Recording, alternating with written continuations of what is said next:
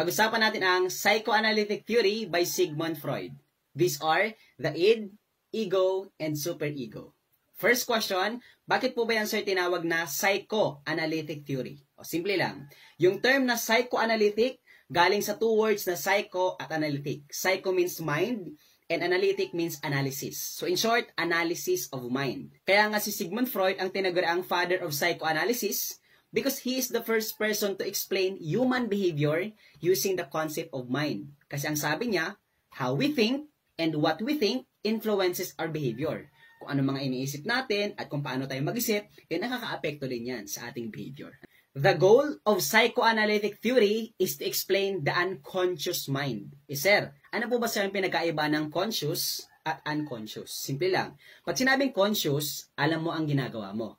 So, ibig sabihin, lahat ng mga bagay na nakokontrol mo, those things which can be controlled, ang tawag doon ay conscious mind, nasa consciousness ka.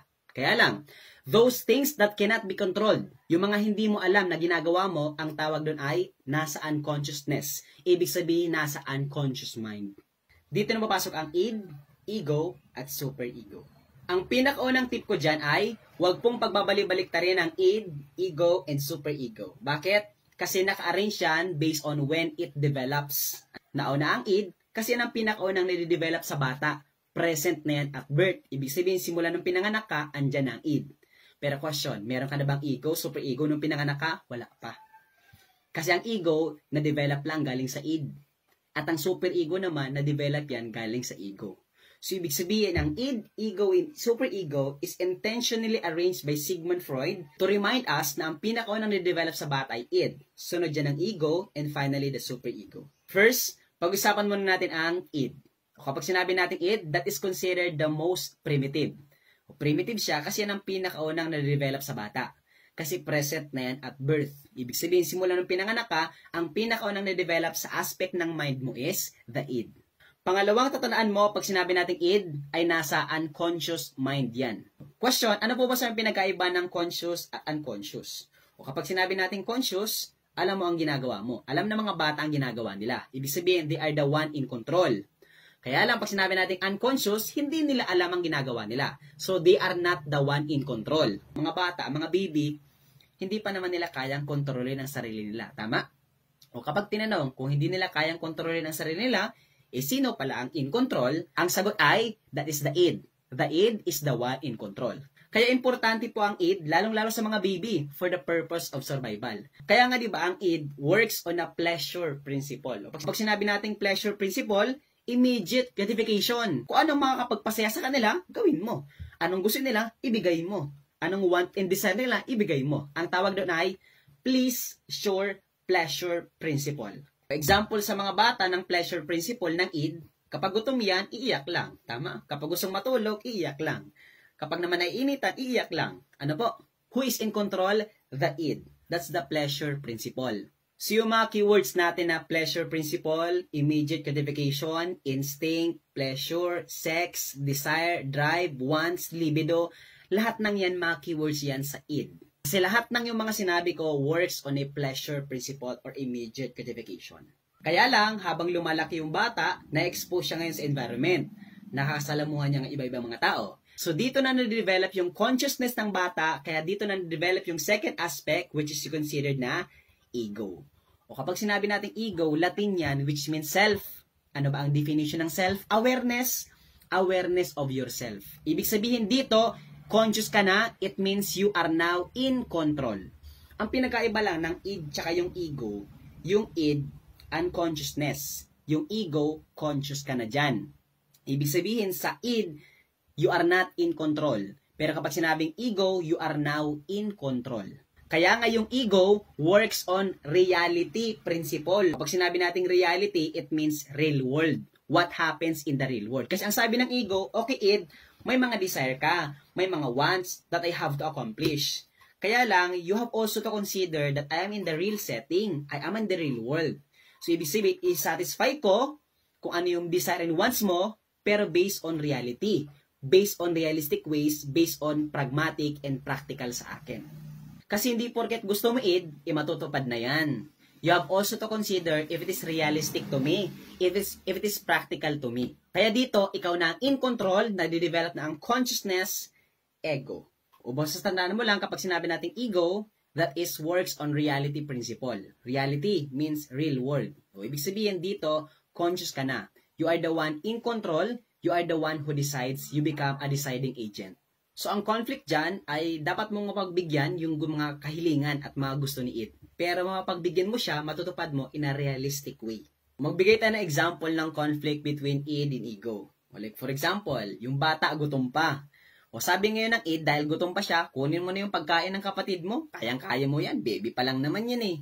O yan ang sabi ng id, kasi ang gusto niya, pleasure principle, immediate gratification, masunod kung ano man ang gusto mo. Pero ang sabi mo, dahil ikaw na ngayon ang in control, sabi ng ego, hindi pwede. Kasi kapag kinuha ko yan, papagalitan ako ni mami. O pagkakasahin ko na lang ngayon yung biskwit na binigay sa akin at iinom na lang ako ng tubig para mabusog ako. O yun yung trabaho ng ego because you are the one now in control.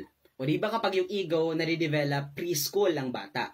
Pero kapag nasa school stage na ang bata, nasa eskwela na siya, dito naman na nagsisimulang ma-develop yung super ego. O bakit? Ano bang meron sa school? Learning. Siyempre, tinuturuan ka ng mga teachers mo ng ethics and morality. So, yung mga dapat gawin at dapat iwasan, tama at mali, do's and don'ts, should do and shouldn't do. So, dito na na-develop ang super ego. First question, bakit ba siya tinawag na super ego? Simple lang. Ego means self. So, super ego is super self. So, ibig sabihin, mas mataas to sa ego. Ano po? So, tinawag siyang super self kasi in short, ideal self. So, ito yung perfectionist na part ng sarili mo. Ito naman yung works on morality principle. Ito yung sinasabing, what should be done? What ought to be done? What has to be done? Ito yung mga dapat mong gawin based on morality. Ito namang super ego works on morality principle. Kasi ang sabi niya, okay yung id, may desire siya, may gusto siya. Okay, yung ego naman, this happens on the real world. Ito yung mangyayari dapat sa real world. Pero ang tanong naman ngayon ng super ego, yan ba talaga ang dapat gawin? Tama ba yan? Based ba yan on morality? Based ba yan on moral principle? Based ba yan on moral standard? Kasi kung yes, sige gawin natin. Pero kung hindi yan based on morality, wag natin yan gawin. O sa tatlo, yung super ego ang pinaka na last na na-develop. Kaya nga, id, ego, and super ego. Kasi madi-develop lang yung super ego based on learning, based on wisdom, based on experiences. So, ang mga keywords mo dyan sa super ego, kasama dyan yung conscience, ethics, morality, societal rules, societal standards. So, yung mga dapat gawin at dapat na iwasan. There's a continuous conflict between the id, ego, and super ego. Kasi diba yung id, pleasure principle. Ito yung mga desires and wants mo. Ano po? Yung ego naman, reality principle. You are now in control kasi conscious ka na dyan. Ano po? Pag sinabing super ego naman, this works on morality principle. What has to be done, what should be done. Ano po? Kaya there's a continuous conflict. Ano po? So, yes, may mga desire ka, pero magbibigyan lang yan based on what is on reality. Dapat nasa reality principle. Pero yes, may desire ka, nasa real world, pero tama ba yan? Based ba yan on morality, super ego? Ito pa, another pang pinagkaiba ng tatlo. Ano? Ang pinagkaiba ng id tsaka yung id nasa unconsciousness, and ego naman nasa conscious. So, ibig sabihin yung ego, ika dyan ang in control, and then ang id naman, you are not in control. Ang pinagkaiba naman ng ego at super ego, o pag sinabi natin ego, that's your real self. Real, totoo. Pero kapag sinabi natin super ego, that is your ideal self. So, para lang siyang idealism and realism. Samantalang yung pinagkaiba naman ng id at saka super ego, yung id, selfish. Iniisip niya lang yung sarili niya. Pero kapag super ego, selfless. Ibig sabihin ng selfless, hinuhuli mo yung sarili mo. Kasi ang iniisip mo yung ibang tao. Kung ano yung based on societal standards, societal norms, based on ethics, based on principles. Kasi you live harmoniously with others. Hindi lang puro kapakanan ng sarili mo ang iniisip mo. Gets ba yung teacher? Ngayon naman, magbigay tayo ng mga possible questions na pwedeng lumabas sa board exam. Ano po? Like for example, si Mary, nagnakaw ng makeup kit sa isang mall. Grabe, makeup kit na lang, pampaganda na nakawin pa. O kung nagnakaw siya, sino sa tingin nyo ang dominante sa tatlo? Id, ego, or super ego? O definitely, ang tamang sagot is id. Bakit? Pleasure principle. Desire. Yung kagustuhan niya mismo ang nasunod. Ano po? So, kahit na mali yung magnakaw, dahil gusto ng id, nasunod. Id yung in control, ibig sabihin, ang dominante dun is the id. Kaya lang makalipas yung ilang minuto, si Mary ngayon, binabagabag na ng kanyang konsensya. Nagigilty na siya. Nagsisisi na siya sa ngayon sa ginagawa niya. May konsensya na. Ano yung aspect yun ng mind? Ang sagot naman ay super ego. Kaya ngayon, ang ginawa ni Mary ay isinulat niya ngayon yung makeup kit sa mall. At humingi siya ng pasyensya doon sa sales lady at saka sa cashier. O question, anong aspect na yun ng mind na real life isinauli niya? Ang sagot naman ay, that's the ego.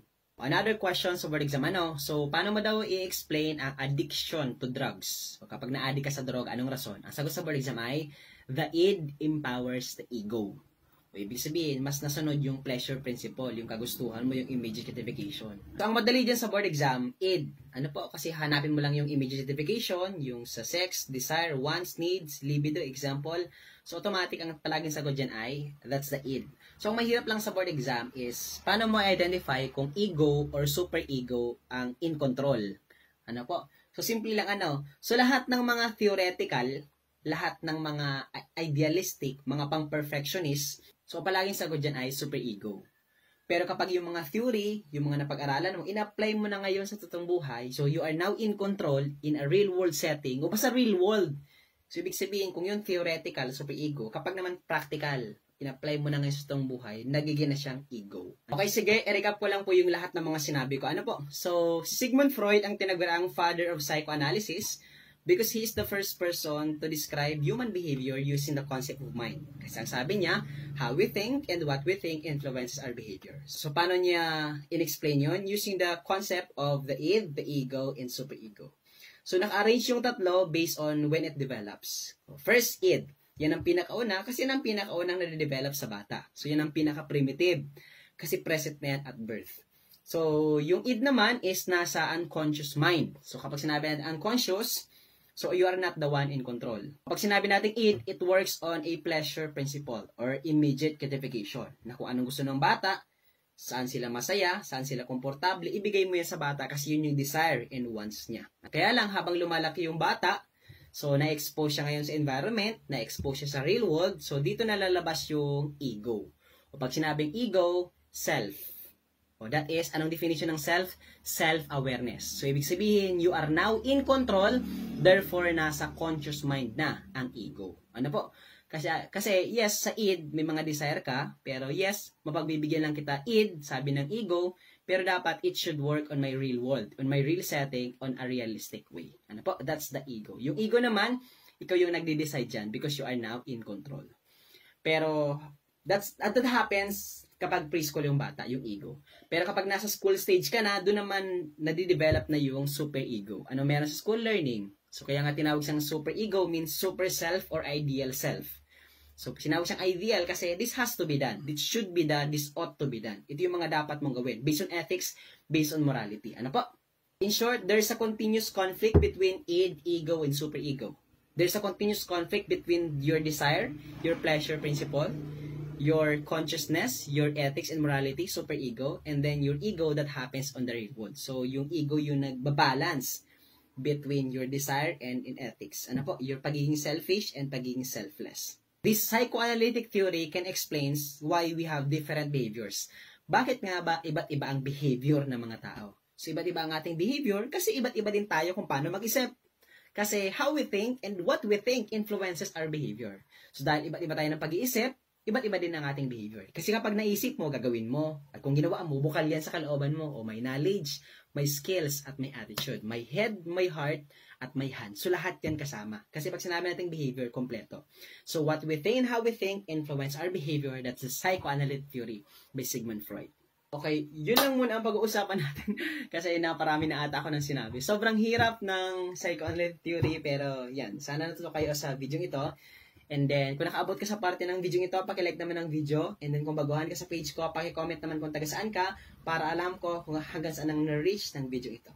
Yun lang. Thank you very much, everyone. And God bless. Bye-bye.